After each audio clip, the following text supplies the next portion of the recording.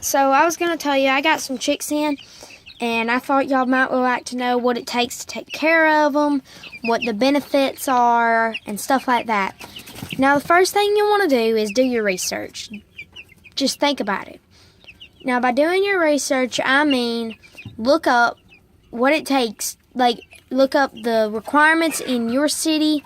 Like some cities won't allow roosters. Some cities don't even allow chickens at all. You know, just see what's allowed at y'all's place. So after you've done that, think about it. Do you have the time and money it takes to take care of these animals and space? These guys, right now, they don't require too much space, but these guys will require space and time and money. They don't require that much money. It's more time than money. The money thing, just feed and housing, I wouldn't say they take too much money, really. But space and time's your biggest thing. It takes time to take care of all these guys. I spend about an hour out here with all my animals a day, and I wish I could spend more, but I don't have that much time. Now, next thing to talk about diseases and just things that can happen. Now, disease-wise, the avian flu has came back. It is March 22nd, 2017, and the avian flu has came back. It's making another outbreak. They're worried about it being just as bad as 2015. So just keep that in mind. And then common problems in chicks is they have these things called toe caps where the manure builds up on their toes. You have to, for the most part, that's okay, but once they get too big, you do have to remove those, which is kind of hard. And the biggest thing is pasty bottom. Now, pasty bottom is when they get manure built up on their bottom or hindquarters, you know. So that does require a little extra care. And what you'll do with that is just, in both cases, you just lightly start taking it off after soaking it with water, you know. And then next, what it takes to take care of these guys. So to take care of these guys, you'll need a warm area for them to stay in. Like I have this chicken tractor here. It's just like a miniature house almost. And then you'll need a feeder. Now to begin with, we use these feeders right here. This bottom snaps on and then it snaps onto a jar. And then, sorry for the pause you guys, a cop just came by. Alright, and then you'll need a big waterer. We use a half-a-gallon jar with one of these little bottoms. It was only like $1.50. And then once they get older, you'll move to a gallon or even a 5-gallon waterer, which we already have in store for these guys. And then I moved to a little 3-gallon feeder here.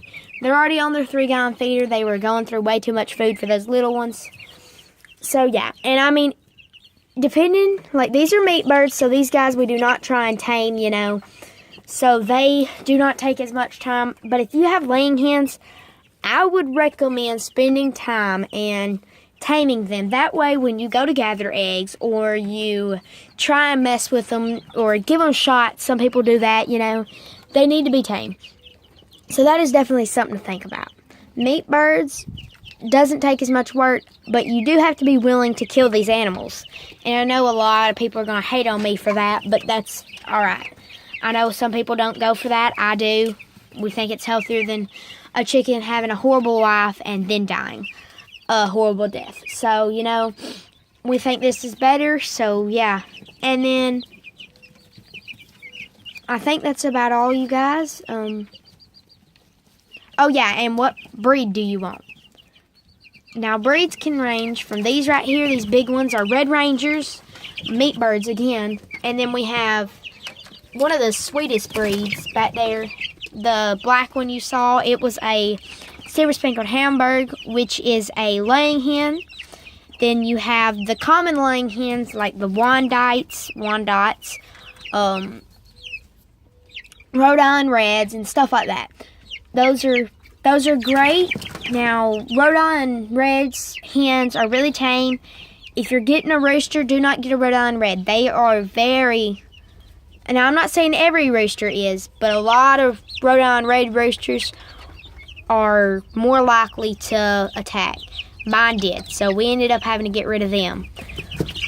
But other than that, that's about all you have to think of. The Wyandottes and the Buff Orpingtons are probably the calmest breeds. If you have children, I'd recommend those. If you don't, probably the most exotic breeds are the Top Hats. Now, or Polish is what they're called. Now, they're not as good of a layer, but they definitely add some exotic. Now, if you're looking for good egg layers, I'd go with the Leghorn. So all these breeds will be great for certain areas of what you're doing, you know. So, I mean, it's all about what you're doing, how much space you got, what your requirements are. Everything like that can affect what you need to get. So, again, this is just about your chicks and what you'll need and how to do it. Never forget your heat lamp, guys. This is the most important thing. These guys cannot live without a heat lamp. Now, what I do is, I don't anymore, but when they were younger, we were having 14-degree nights. So right under all this bedding, I have a waterbed heater, you know, and I would put a waterbed heater under there and cover it up. And I kept that, it was a mat, you know, and I kept it on 100 degrees, and these guys loved it. They would pile up on top of it, all happy. So, I mean, that's all definitely something for y'all to think about. Pay attention to your weather. If you stay in really hot climates, think of a lightweight breed like the Spangled Hamburg here.